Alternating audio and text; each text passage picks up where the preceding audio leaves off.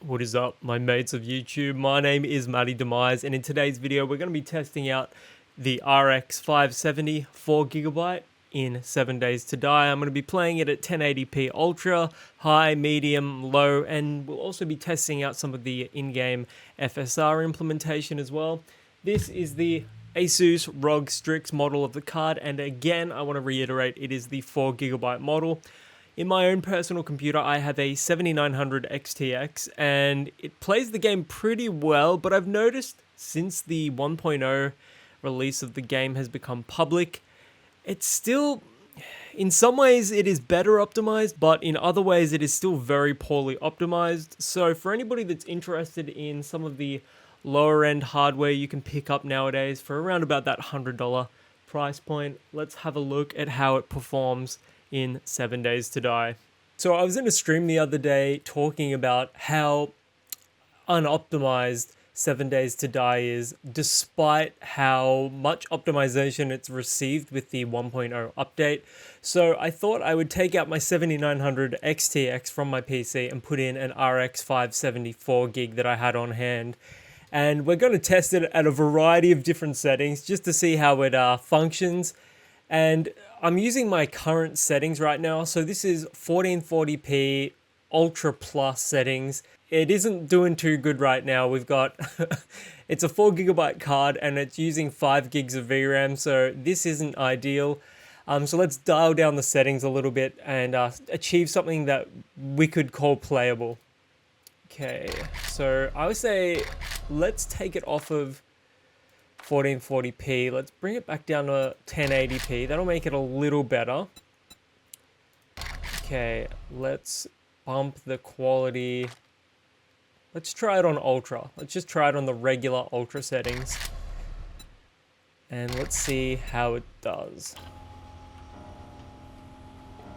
So 1080p Ultra settings, and keep in mind I have a 7950X, 64 gigs of RAM at 6000 megahertz or mega transfers, and the game is not doing too well. It is struggling at 1080p Ultra here.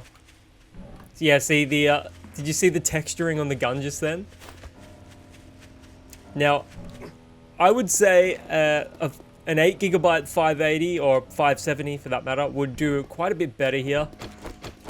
Look at that texture loading in on the gun. It's struggling. It's definitely struggling. Now, these are all prefabricated buildings. These are part of the world. Lots of trees and lots of prefabs are going to make the game a lot harder to run. Let's put the car down quickly. Go to somewhere a little less intensive. So this is at 1080p Ultra settings. It is not ideal.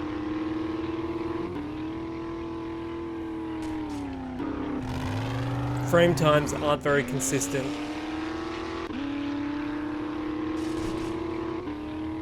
Yeah, we're exceeding 5 gigs of VRAM here. So it would have swapped some of that to the actual RAM, the system RAM. It's dropping a little bit now that we're getting out of the town. Okay. Very clearly, this is not ideal. So let's drop down the settings a little bit more. So 1080p, let's go high settings here. This should be a little better. Definitely feels more responsive right now.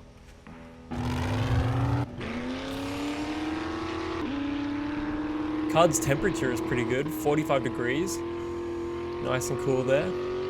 Still got the 100% usage, 5 gigs of VRAM. That's why the frame time is so terrible. 30 ms, not ideal.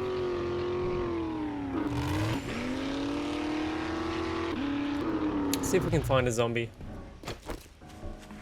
Now it's going to be a blood moon soon, which won't be ideal for frames. That'll make the game even harder to run.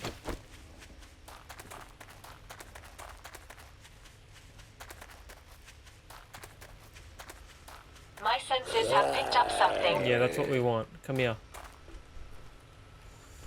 Come here. Come to Papa.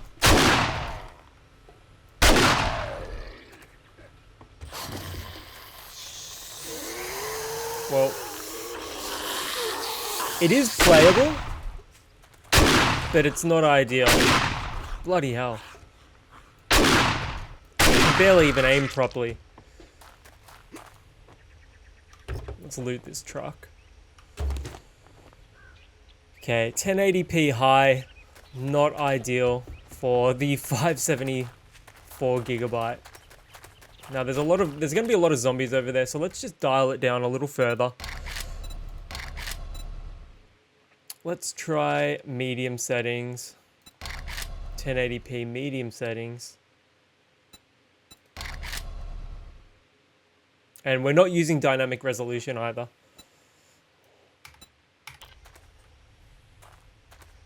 Wow, that is significantly better, significantly more responsive. But but obviously we've taken quite a bit of visual degradation. Oh, there's like a mini horde going on here. Nice.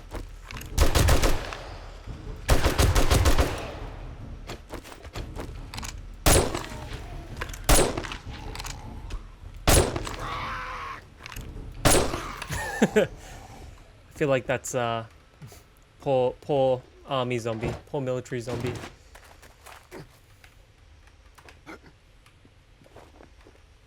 Yeah, even at 1080p medium, this is not ideal.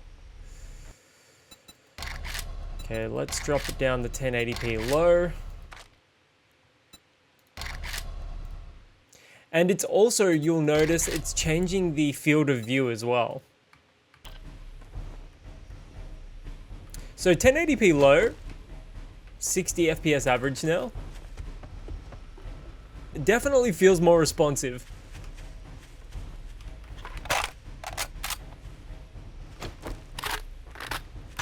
But man, it looks terrible. It looks miserable right now. Incoming enemies. Prepare for Oh, conflict. zombie dog, where are you?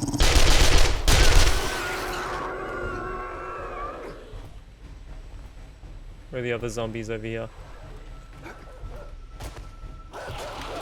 Oh no.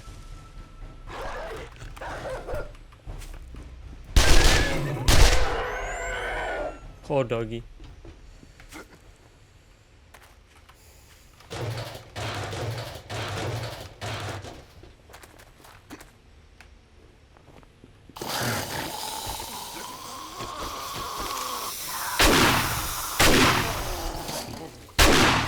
So I think with the 574 gig, 1080p low may be the way to go.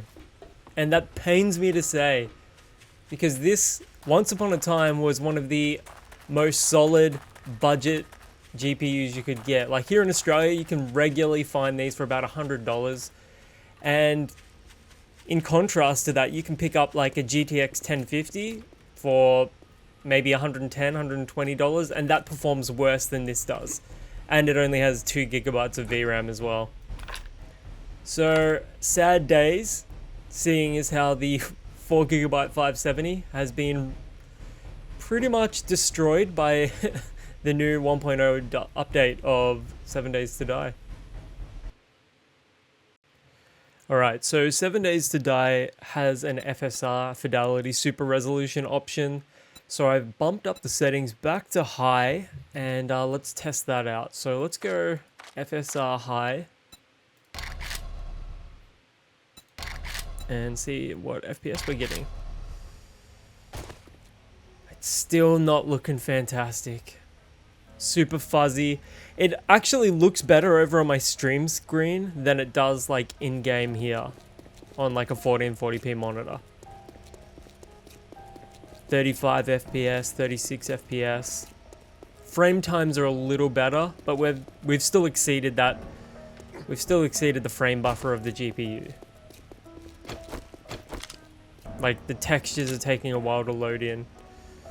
Alright, let's bump it down to FSR low. Let's see what we're doing here. Definitely smoother, but at the cost of this, the graphics, still not ideal. Look at that frame time. crazy amount of spikes. You know, I've got a drink.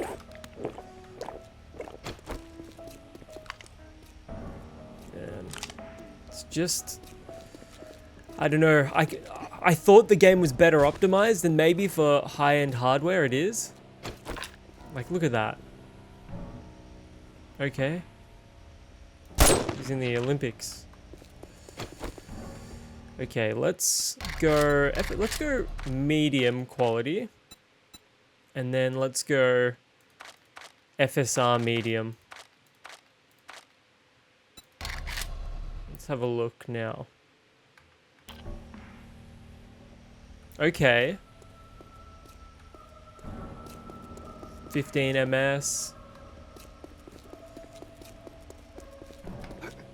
Actually pretty playable right now. 2.8 gigs of usage.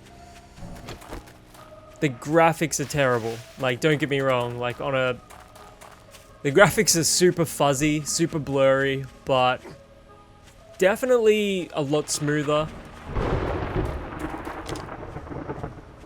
Okay, I wonder if we can... Let's go back through here. Display. Let's not mess with dynamic resolution in this video, but let's go high quality preset. FSR low, and then let's turn the texture filter to medium. Let's see what that does to our frames. No, we're still exceeding the frame buffer. And you'll also be able to see, hang on, let's go low. Some SOS reflections. Look at that RAM usage though. 19 gigs, getting close to 20 gigabytes of usage of just RAM. Lucky I've got 64 gigs. Yeah, this game used to be pretty playable on older hardware, but even with like an RX 570 since the 1.0 update, it is not looking good. Let's just go back to low. Let's go low and then bump the anti-aliasing to FSR high.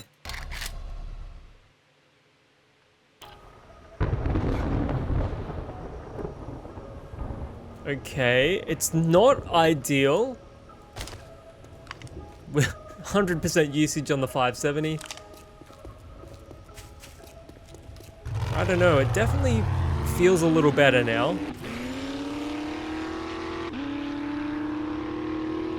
I don't know, for some people this may be playable, for some people this might be an enjoyable experience.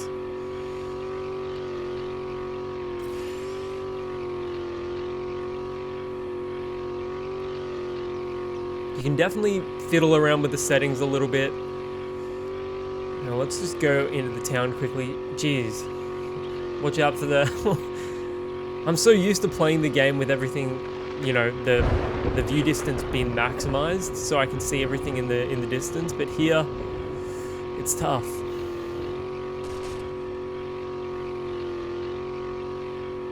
$60, $70 frames.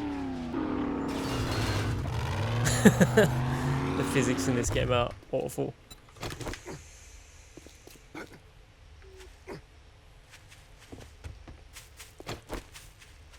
Yeah, this is probably a better way of playing it, but at 1080p it is still a rough experience.